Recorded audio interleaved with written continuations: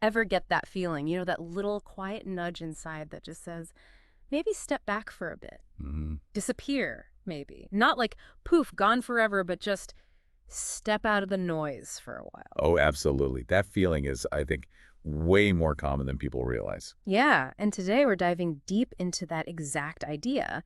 Not escaping, but actually using that withdrawal as a deliberate strategy. Right, a strategy for growth, for healing, maybe just for getting some clarity back in your head. Exactly. It's about stepping back so you can rebuild and then, come back stronger, calmer, more focused. And it's interesting how that connects even to something like learning English, right? Totally. Sometimes you hit a wall, and pushing harder isn't the answer. Yeah. Maybe you need to step back, review, let things sink in, or just recharge. It's a cycle. And we actually put together a little something to help with that connection. There's a free PDF in the description. Oh, great. What's in it?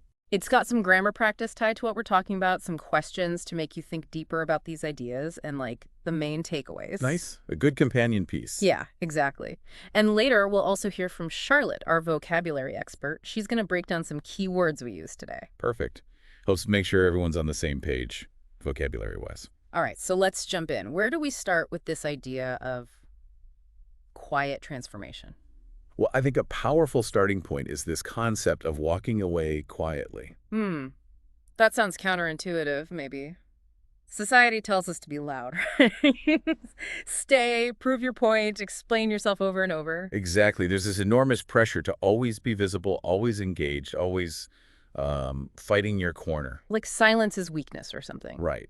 But what if the real strength, the real power, lies in choosing not to engage, in just quietly walking away without needing to make a big statement about it? Okay, tell me more about that because it feels passive, Yeah. maybe? See, I don't think it's passive at all. I think it's incredibly active, just internally. Real transformation, the deep stuff, it often starts in stillness, doesn't it? Not under a spotlight. Like a seed. Precisely. Think about it. Yeah. A seed needs that quiet, dark soil. It doesn't make a noise, doesn't announce its plans. Right. It just does its thing, unseen. Yeah, and that quiet, hidden period is absolutely essential for it to gather the strength to eventually, push through and grow tall. So walking away quietly isn't giving up. It's what? Reclaiming something. It's reclaiming your peace, I think, your energy. It's like the ocean pulling back before a huge wave. Oh, I like that. It looks like retreat, but it's gathering power. Exactly. It's a strategic withdrawal. You're consciously removing yourself from the chaos, from the noise, from maybe toxic situations so you can actually hear yourself think. To get clear, without everyone else's opinions swirling around. Yes, and that's where the healing part comes in too, isn't it? When you stop needing to explain, to defend, to perform. Oh, the performing. When you let go of that, you create this space to reconnect with what's actually true for you. You start rebuilding from your own foundation, not from what others expect. And for English learners listening, this quiet phase, it could be used really productively, couldn't it? Absolutely. It's a perfect time to maybe focus on input, reading, listening, without the pressure of immediately having to produce output. Speak. Or even practicing speaking, but just to yourself. Yes, narrate your day in English in your head or out loud when you're alone. It builds fluency and confidence in a totally safe, low-pressure way. It's still active learning, just quiet learning. Okay, but let's be real. There's a big hurdle here for a lot of people, myself included sometimes. Which is? The what will people think factor, that fear of judgment, of disapproval, if you just disappear without a big explanation. Ah, yes. That's huge. It stops so many people from taking the space they desperately need. We worry so much about perception. Why is that, do you think? Why do we feel like we owe everyone an explanation for prioritizing our own peace? That's a deep question. I think part of it is just being social creatures. We want to belong, we want approval, but the truth is, you don't owe anyone an explanation for choosing peace. You just don't. It's a radical thought, actually. It is. And sometimes, let's be honest, the people you feel you need to explain yourself to, well, maybe they don't really have your best interests at heart anyway. Ooh, say more about that. Well, sometimes people might, consciously or unconsciously, benefit from you staying stuck or confused. Your growth might disrupt their status quo. Right. So needing their approval before you change is kind of giving them veto power over your own life. Exactly. Real growth doesn't need a committee vote. It often just needs quiet determination. Think about Steve Jobs. Okay, yeah. When he was pushed out of Apple the first time, He didn't go on a huge public campaign to justify himself or fight back loudly right away. No, he went quiet, didn't he? Comparatively. He did. He stepped back, poured his energy into building Pixar and NXT, quietly focused. And look what happened. Those quiet efforts led to incredible success and eventually his triumphant return to redefine Apple. Wow. That's a fantastic example of silence not being weakness, but focused power. Absolutely. It shows that silence can be a boundary. It can be about protecting your energy while you're building something better, something new behind the scenes. So the advice is, if you feel that pull to step back from old habits, maybe old relationships, even an old version of yourself. Trust it. Move quietly, intentionally. You don't need a press release. The people who matter, the ones who genuinely support you, they'll likely understand or they'll see the results later. They don't always need the play-by-play. Okay, so you've made the decision, you step back quietly. Now what? The rebuilding phase. Yes.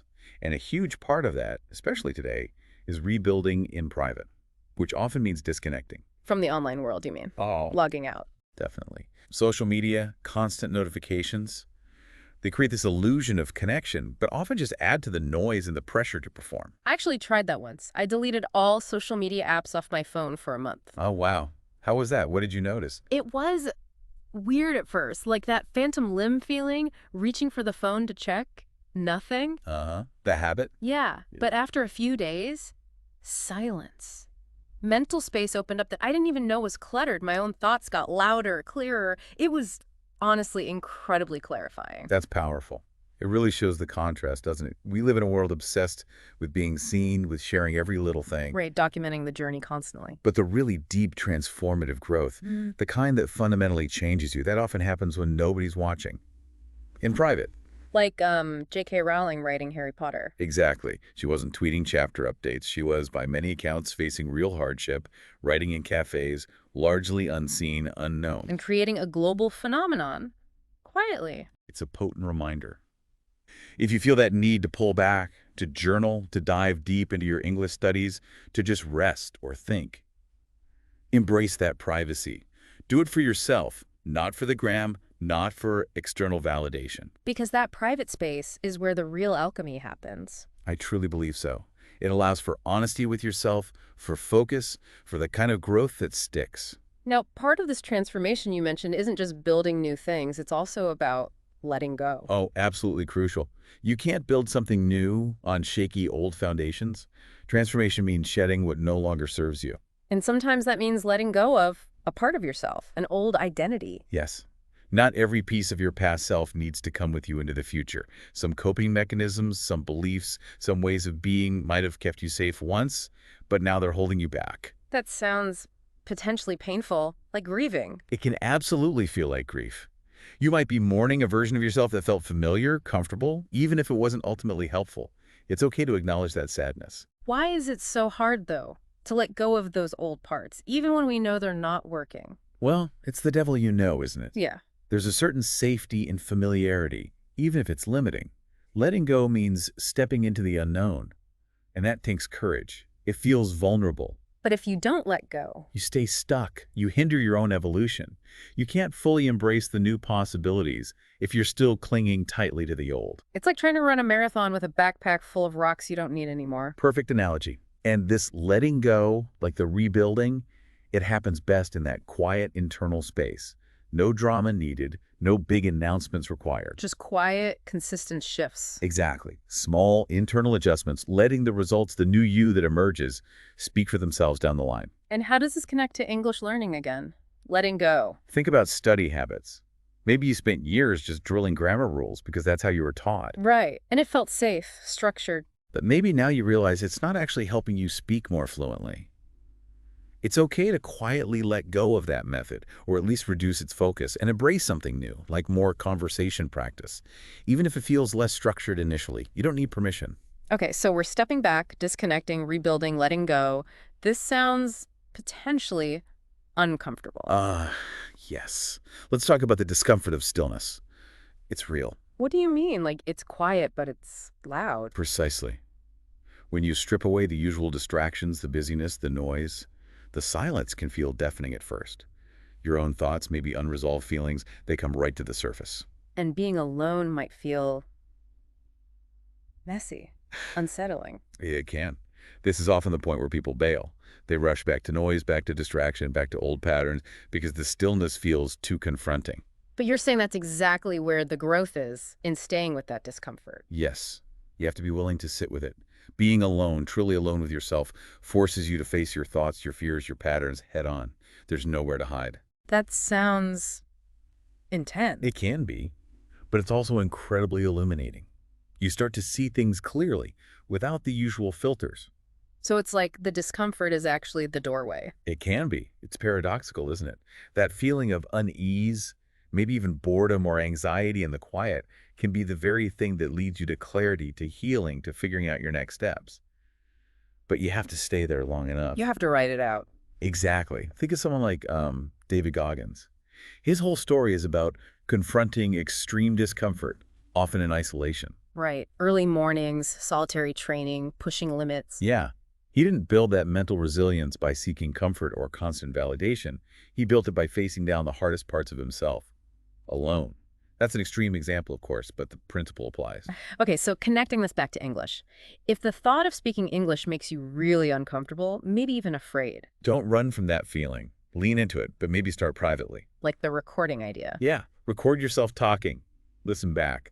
It'll probably feel awkward at first. Cringy, even. Oh, definitely cringy. But that awkwardness, that's the feeling of stretching your comfort zone. Yeah. By sitting with that discomfort, by doing it anyway, you're building the foundation for fluency. You're normalizing the act of speaking. So you do the work, you sit with the discomfort, you rebuild, you let go. Quietly. What happens next? What's the return? Uh, well, I like to think of it less as returning and more as arriving. Arriving. What's the difference? Returning implies, going back to how things were, maybe, arriving implies showing up as someone new, someone transformed. Okay, like when you see someone after a long time and they just seem different in a really good way. Exactly. They carry themselves differently. There's a new depth, a quiet confidence, maybe. Yeah. You might even be left a bit speechless. Yeah. What causes that? That's often the visible result of all that private growth. Yeah. They weren't focused on broadcasting the process. They were focused on doing the process, on the inner work. So the impact is undeniable, even if you didn't see the steps. Precisely. It embodies that whole show, don't tell idea. People remember the results, the transformation, not the silence that preceded it. And when you arrive like that, the motivation isn't about getting praise, is it? Not typically, no. Yeah. It's not about seeking applause. It's more that you just feel ready. Yeah. You've built this inner strength, this sense of self that doesn't need the external validation anymore. It's like an internal glow up, not just an external one. Yes. A spiritual glow up, maybe? Yeah. Something so deeply rooted that even if nobody else notices, you feel solid. And for English learners, the arrival could be just suddenly speaking with more confidence. Totally. Instead of telling everyone, I'm working on my English, Mhm. you just show up in a conversation and surprise them. You participate more freely. You express yourself more clearly. Your improved ability is the arrival. That's a really motivating way to think about it. Let the results do the talking. Exactly. And speaking of talking and understanding clearly, this feels like the perfect moment to bring in Charlotte for our vocabulary breakdown. Ah, yes, great idea. If some of the words we've been using today felt a bit tricky, don't worry. Charlotte's going to clarify them and give you some practical examples so you can start using them yourself.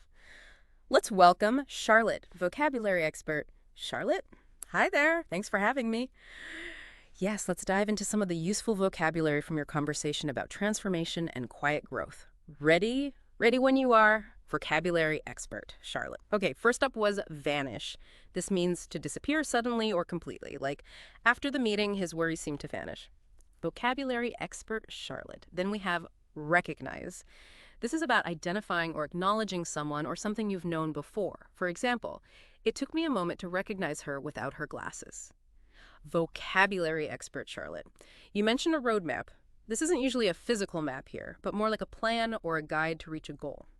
Example, the mentor provided a clear roadmap for career advancement. Vocabulary expert, Charlotte. Passive came up, meaning not actively involved or responding. For instance, he wasn't just a passive observer, he actively participated. Vocabulary expert, Charlotte.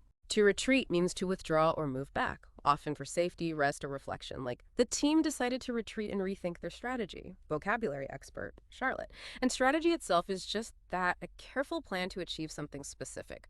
Example, a key part of their learning strategy was daily practice. Vocabulary expert, Charlotte. You talked about not owing an explanation. To owe means you have an obligation or debt. Example, she felt she didn't owe anyone details about her personal life. Vocabulary expert Charlotte. Intentionally means doing something on purpose, deliberately, like he intentionally set aside time each morning for quiet reflection. Vocabulary expert Charlotte. Incredibly is an adverb meaning extremely or very surprisingly. Example, the progress he made in a short time was incredibly fast. Vocabulary expert Charlotte. Stillness is that state of being quiet, calm, and without movement. Example, she found a sense of peace in the stillness of the forest. Vocabulary expert Charlotte. Validation is the act of confirming or proving something, often someone's feelings or worth. Example, sometimes artists seek validation from critics, but the best validation comes from within. Vocabulary expert Charlotte. Mourning refers to expressing deep sadness, usually after a loss, like letting go of an old self. Example, allowing herself time for mourning the past helped her move forward. Vocabulary expert Charlotte. Evolution means gradual change and development over time.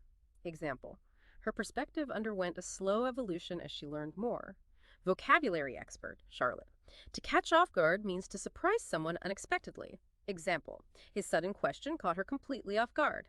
Vocabulary expert Charlotte. Applause is simply the sound of clapping to show approval or appreciation. Example, her powerful speech earned thunderous applause. Vocabulary expert Charlotte. Solitude is the state of being alone, often by choice and seen positively. Example, he cherished his moments of solitude to read and think. Vocabulary expert Charlotte. Speechless means you're unable to speak, usually because of shock or strong emotion. Example, the beauty of the landscape left them speechless. Vocabulary expert Charlotte. Undeniable means something is clearly true and cannot be disputed. Example, the benefits of their quiet work were undeniable. Vocabulary expert Charlotte. And lastly, spiritual, which relates to the human spirit or soul, inner peace, or deeper meaning.